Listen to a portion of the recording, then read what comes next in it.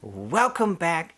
Easter is just around the corner where Jesus, like a phoenix, rises from the ashes of his own life and is reborn. And so I want to talk to you about being reborn because you may encounter this inside of your meditations. So let's get into it.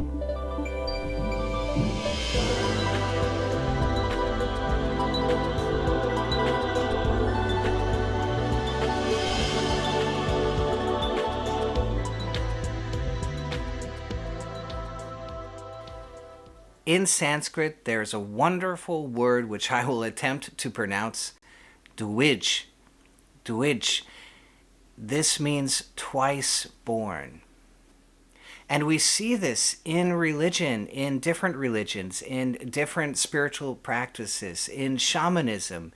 And we see it, of course, in the yogis, where they will talk about being reborn again. This symbol of the phoenix being burnt into nothing and out of those ashes being reborn again. And Yukteswar talks about this in the Holy Science. And he says at a certain point, the heart is cleaned out. We did the Om Japa in the chakras. We cleaned out the way.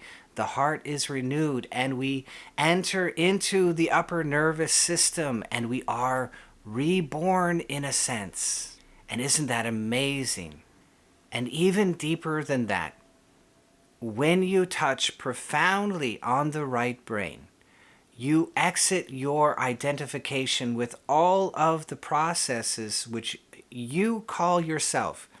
My memory, the words that I use, the body that I use every day, the hallucination of the world that I live in, all of these processes are in the left brain.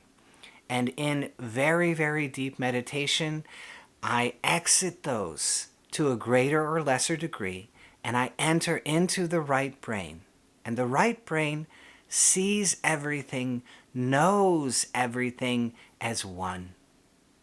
Not peace, peace, peace, peace, peace, just one. And so when we even get close and dip into that oneness in our very, very deep meditations, right? We did the work. We entered into the low idle state. We're using HRV resonance. We're sitting very still, which causes the freeze response to show up in the body. We enter into sense withdrawal through that freeze response. We clean out the way with Om Japa in the chakras. And finally, we get in touch with the deep brain. We might feel bliss of the left amygdala and this oneness, this vast oneness and expansion of the right hippocampus. And touching on that right hippocampus, even if it's just a hair, the identity leaves all these things that we thought that we were. We were so locked into the story. It was so heavy, this humongous burden that we're carrying around. And just being in that process, we don't know what a torture it is. I remember Brother Anandamoy used to say, being alive, being in this body is a torture. You guys don't understand. It's a torture. And it's true, because when you free yourself momentarily from that identity, then you will step into the oneness. And so you were identified with a story in a particular body, and suddenly you are identifying with the great expanse. And all of the burden is suddenly gone. And then you come back. And when you go back into those left brain processes, right? I need to work my job. I need to drive my car. I need to take care of my family. All those things. This is good. I'm going back and I need to do these things, right? That's okay. So I go back into those processes. And when I come back into them, there will be a feeling which you might notice. And that is it feels as fresh as a daisy. My whole life feels as fresh and clear as a daisy. What happened? You were reborn right there. The story that you thought that you were, you exited for just a moment, it might have been the hair of a hair, but for that moment you had relief and you exited from it and you came back into the story of your life, and it feels as fresh as a daisy. Back into the left brain, fresh and clear and brand new. It's like waking up in the morning and you feel like $1,000,000, right? That's the feeling of being reborn. So it can happen as you come up into the upper nervous system. You come up into the heart. You have a roll-up of consciousness into the heart, and suddenly there's an ease, there's an expanse in your heart. There's automatic compassion. There's automatic feeling for other people in a very expansive way. There's automatically a little bit of joy, this freedom that comes into being risen up into the upper nervous system. There's a freedom there, and so there's a joy automatically from that freedom. That in itself is a being reborn. The Buddhists will talk about these just profound aha experiences. I worked the riddle of the koan. I worked the riddle of the koan. What is the sound of one hand clapping? And then I hear it. I hear the Om vibration. And it's clapping. It's struck. The unstruck sound is happening all by itself. Oh my God, I have solved the riddle. And that humongous aha that washes over you. You're not the same anymore. And so the code of your left brain has been, in that moment, rewritten. It's not the same code anymore. The you that you were is gone. And the code of your personality has been rewritten. And in that moment, you are reborn, right? And most profoundly, we dip into pure silence, pure expansiveness, the pureness of the big holy. We step into that for a moment. We identify and become one with that.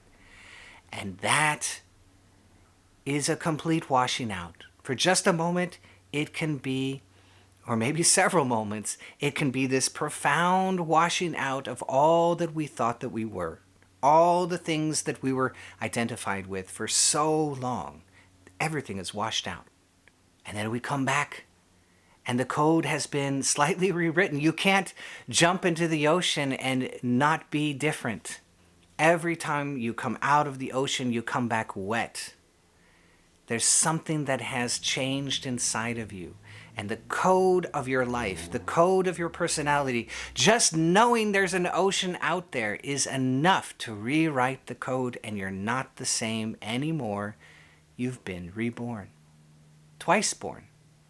Twice born, they say, because we were born once from our mothers. Thank God. Thank God for our mothers. Oh my God, thanks, Mom, for everything. And then again, we're born again. In this spiritual life, we touch on these profound things. The code is rewritten, and it's like being born again. You come back to yourself, and it's all fresh as a daisy. You can feel that. And in fact, that feeling of the big aha washing over you, the big silence washing over you, the big expanse washing over you, it absolutely becomes addicting. And you want to wash again and again and again.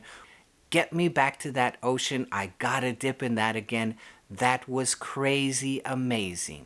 And so we become addicted to the deep parts of our own brain, into the left amygdala, the bliss and the joy and this higher nervous system, this different plane of being, and into the ocean itself, into the non-dual state, into the great big be. There's no doing. There's no worrying. There's no fixing everything. Oh my God, I have to fix everything. Oh my God, the world's a mess and I have to fix it. Somehow it's on my shoulders. How crazy, right? There's no way you're going to fix all of the world. Sure enough, what's in front of you? Yes, absolutely. Do what you can, but you can't fix the world. It's not on your shoulders, right? And so just send me into that ocean of silence. It's absolutely addicting. And then you're reborn, and then you're reborn, and then you're reborn again, and it's addicting. The only constant in a world of change is change itself. And the yogi becomes addicted to his own unfoldment. And sometimes in the beginning we get nervous about that. Oh my God, I've got to grow, I've got to change, I've got to grow, I've got to change, and it becomes a worry. But when it works correctly, when you're going very deep, because you're following the path, and it's quite easy, right? HRV resonance, sitting very still, notice the 4 proofs, do some Om Japa in the chakras, sit and be, enjoy what you've found inside of yourself. And then it just starts to unfold and unfold and unfold. And you dip into something profound.